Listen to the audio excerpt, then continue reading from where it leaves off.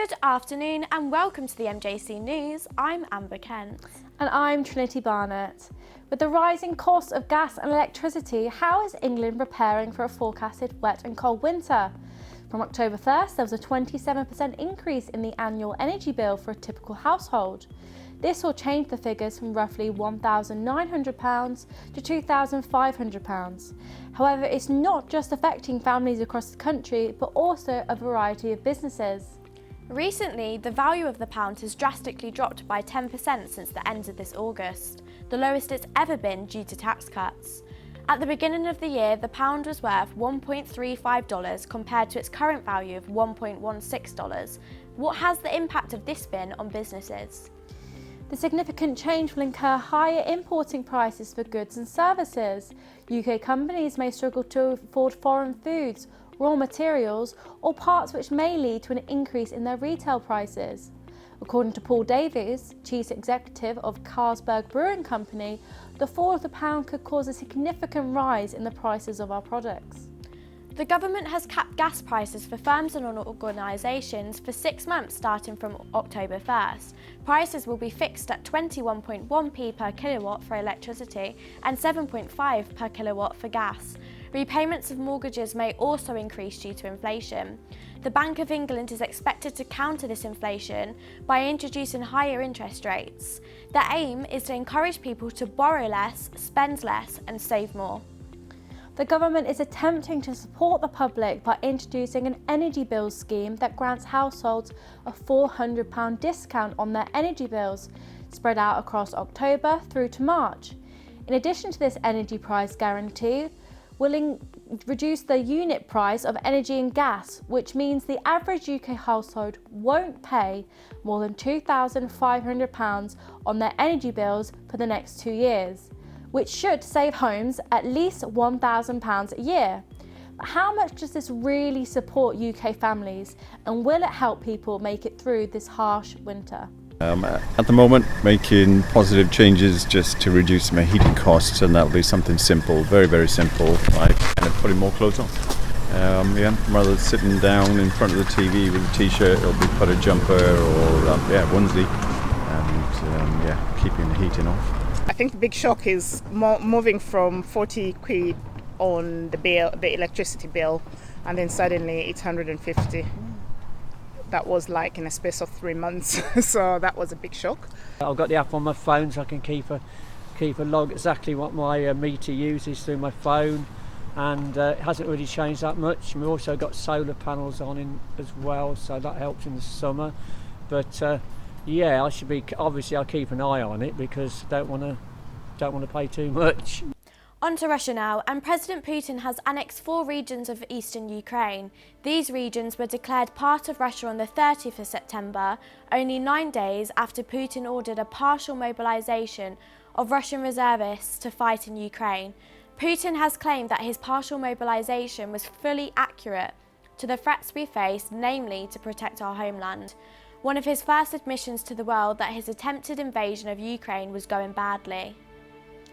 The annexation of these 4 Ukraine territories came after Russia organised referendums in eastern Ukraine to let its residents decide on whether to join Russia, which concluded, for example, that 99% of Donetsk people supposedly voted to join Russia, a verdict overwhelmingly disregarded by the international community. These actions have no legitimacy. The United States will always honour Ukraine's internationally recognised borders, President Biden has said. Our correspondents, Daniel and Carlos, have been speaking with 2 Ukrainian women who have relatives living in their home country. What about you? Do you have family? I do. I still have family in Ukraine, and I've got 2 cousins who are currently on the front lines in the war, who's still fighting. Do you kind of stay in contact with them? We do try, but sometimes all I get is a missed quick call. It means I'm alive, I'm well. Yes. Every 2-3 days. We do try to speak, but it is quite hard when you're on the front lines. Absolutely. So you don't want to give away your position, you don't want to risk your own life by ringing. Yes. So, of course, we helped you out by giving sanctions. I say we, the UK, the US, to name a few. And of course, there were consequences at home for our finances. Of course, anyone would agree that those were worthwhile trade-offs to help Ukraine. But the media has kind of moved from covering Ukraine itself to the consequences of helping you out and kind of moving away from covering Ukraine. What are your views on that? Well, what everybody keeps forgetting, especially the media, is the war and the crisis is linked. If there wasn't a war, we wouldn't have a crisis worldwide. If we have a crisis, we deal with just half a problem if we deal with the crisis. We've got to deal with the main problem, which is the war. If the war stops today, the crisis levels will fall and everything will slowly get back to normality. But the problem is, and I think the media needs to say to the people why we have the crisis, not just because, oh, there's a war going on, but fully explain to the people and to people for them to understand the ins and the out. Some do, some think, oh, the war's happening, it's far away, it's not going to affect us. But it's affecting every single one. If you're Ukrainian, if you're Polish, if you're Latvian, if you're English, it affects every single household. It does. So, what do you think about the excuses of Putin? Because until now, we don't have anything clear about his reason why attacking. There is too many, which is the genocide in Donbass, and he doesn't want Ukraine to join NATO. Is this just excuse, or there is another reason? I think he planned it. He planned the war for quite a long time now. And his excuse is, I want it, I'll have it. But no, Putin, you're not a child. Even a child don't get what he wants. Yes. If Putin gets Ukraine, he will not going to stop. So that's why, and Ukraine is like a shield for other countries. It's stopping Putin going further. If our guys, our families, and everyone back in Ukraine, and everyone here is not going to let Putin win, there is no excuse for Putin whatsoever. What can be his excuse? He's got land. He's got Lots of land. He's got lots where he's not only going to cause harm to Ukraine, he'll cause harm to his own people and every other country in the world. And we cannot control, yes, where, which way The wind will was blow. blow. It can affect Russia as well if the wind will blow that side. Isn't Yes. Like, nobody wants to start a nuclear war No. because there's endless consequences to that. What do you think Russia is looking to achieve through annexing the 4 Ukrainian regions? Do you think it's because if there's warfare going on these annexed regions, he'll be saying, right, now there's attacks on Russian soil, we can now take action? Technically, yes, that's what he's thinking. Technically, no. At the beginning of the war, he said he'll take Ukraine within 3 days to 2 it? weeks. Yes, 2 weeks. He said, in 2 weeks I'll take it. 48 48 hours. And look how that turned out. 48 hours, he 7 said. months. Yeah. But now he's thinking, oh, I'm not succeeding, so I have to at least pronounce these as Russian soil. Then hopefully he'll has a right to say that we invaded him. But technically no country has backed him up at all. So no matter what he says or what signature he puts on that piece of paper, those regions are not going to be his.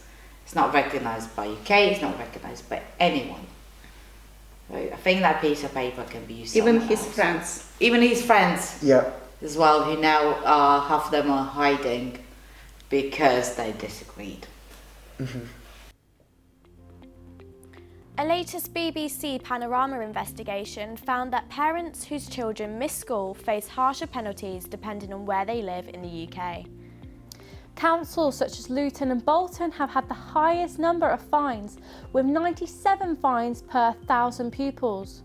We have approached Peterborough City Council for a comment on the school fines in Peterborough, and they responded with: Peterborough has an excess of 30,000 students, and the percentages of penalty notices issued for the 21 to 22 academic year was approximately 0.002%.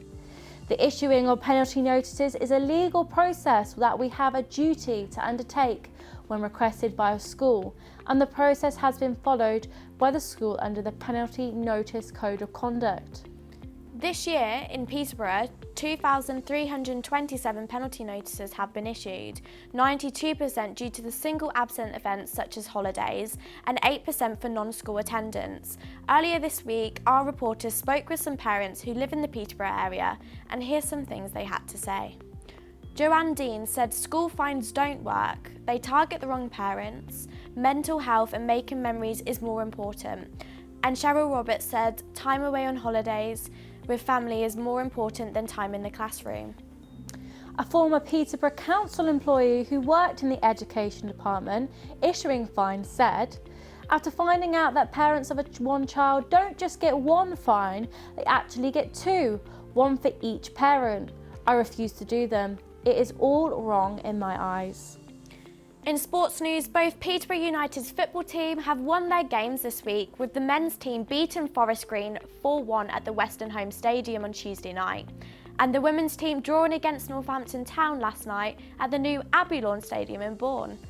The need for a new stadium was very overdue after having an attendance of over 2,400 fans coming to watch at the Western Home Stadium in August. The Abbey Lawn Stadium is home to the Bourne's men team and has a capacity of 2,000 people.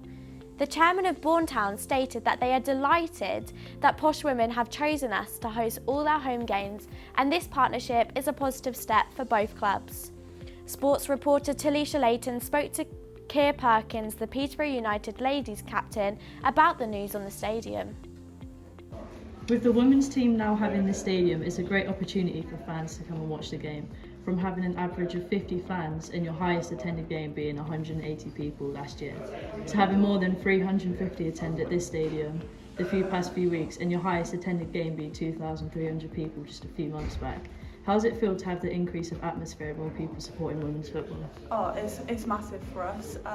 Obviously having more games at the stadium being a big venue, it entices more people to come over, come along, come watch us play. But even now moving to Bourne, bigger venue, bigger facilities, again, the increase is massive compared to last season. Like you said, the numbers show as well. Yeah.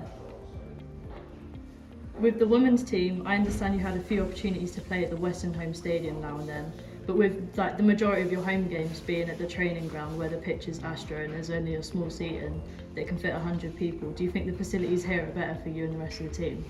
Yeah, the facilities here are great. Like you said, it can fit a lot more people in, not just in terms of seating as well, but like around the pitch and stuff like that. It's got a clubhouse here, changing rooms are great. Yeah, the facilities are much better here for us and we fit in really well here. You and the team have played here a handful of times now, since your season has started. How has it been for you and everyone else to call this pitch your new home? Oh, it's been brilliant. Like I said, the pitch and the venue bringing in a lot more support. It's been really good for us. We've enjoyed having more fans down coming to watch us, and hopefully that will keep increasing week after week, and hopefully people will come, enjoy the games, enjoy what they see and then want to come back. People who live near Neem Park Underpass may have noticed some large graffiti artworks popping up in recent weeks. Students from Thomas Deacon Academy and people from the Kite Trust in Peterborough created a series of large mural artworks located on the underpass. Nathan Murdoch, a street artist who worked on the murals, has turned young people's experience of the COVID pandemic into a 15-foot high image. These artworks have the aim of celebrating and inspiring young people in Peterborough, as well as commemorating the late Queen's 70-year reign. Neem Park is one of 91 organisations to be awarded money from the Platinum Jubilee Fund. One of Neem Park's main goals with the project is to ensure everyone has access to green space, while also raising awareness of the voice of younger generations. Continuing on the arts, one of our reporters, Lee, visited a local music gig this week in Ely. An evening of acoustic music, socialisation and mixed ensued, and he went to find out more about the performers and why the gig's supportive audience is at the heart of it. The live music scene has faced a challenging time in recent years, with the pandemic forcing many hospitality businesses to close and the local musical talent struggling to find venues for their performances. We discovered how one Ely resident with a history of promoting music in the Cambridgeshire area is helping to bring live music back to the community.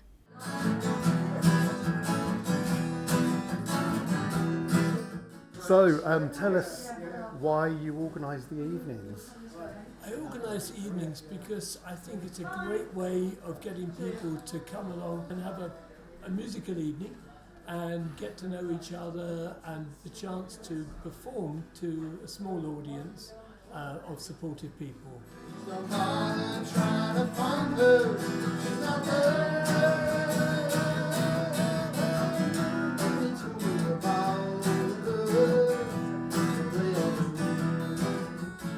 Is it something you've done for a long time? 20 years of doing this in Cambridge.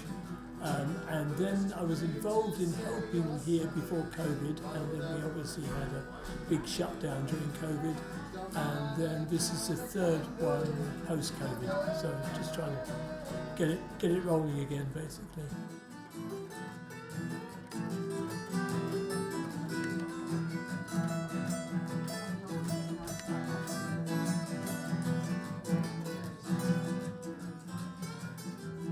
And do you think that's happening? Do you think the music scene for live music like this is starting to recover? There's quite a lot. This is, to the best of my knowledge, one of the only things going on in Ely, but in the villages outside there's quite a lot. Why would I worry? Why should I care? There's no bother trying to find her. Do you find the pubs are quite receptive to the idea? Some of them are, but to be honest, for acoustic music, pubs, unless they've got a room set aside like this one can be, are not the best venues for acoustic music. Okay for bands and rock and roll, fine, but not for acoustic. And you see this ongoing for quite a long time? I hope so. It would be nice if it did. We had 20 years of organising gigs in Cambridge, some concerts, some open stage nights, a mixture of them, and it worked well. So I'm kind of optimistic that we'll keep this rolling for a little while.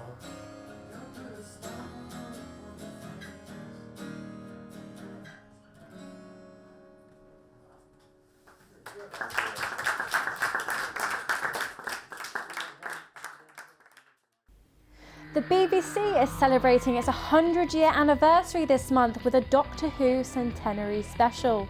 The special will be Jodie Whittaker's final performance as the Doctor before she regenerates. And we will also see the first glimpse of Ncuti Gatwa as the 14th Doctor. The episode will be called The Power of the Doctor. Whittaker has stirred up excitement among fans, saying it's got all the iconic things you associate with Doctor Who. It's massive. Among returning companions Tegan, Javanka and Ace, there are also returning enemies, featuring the deadly Daleks, the menacing monsters called the Cybermen, alongside Hate incarnate himself, one of the Doctor's oldest foes, the Master. Singer Lewis Capaldi is venturing from the world of music and into supermarkets with his own range of pizzas. Capaldi's Big and Sexy pizzas were a lockdown inspiration. He said, "The cogs started turning and I thought pizzas could be my true calling." Capaldi's pizzas are now available in Tesco and Iceland.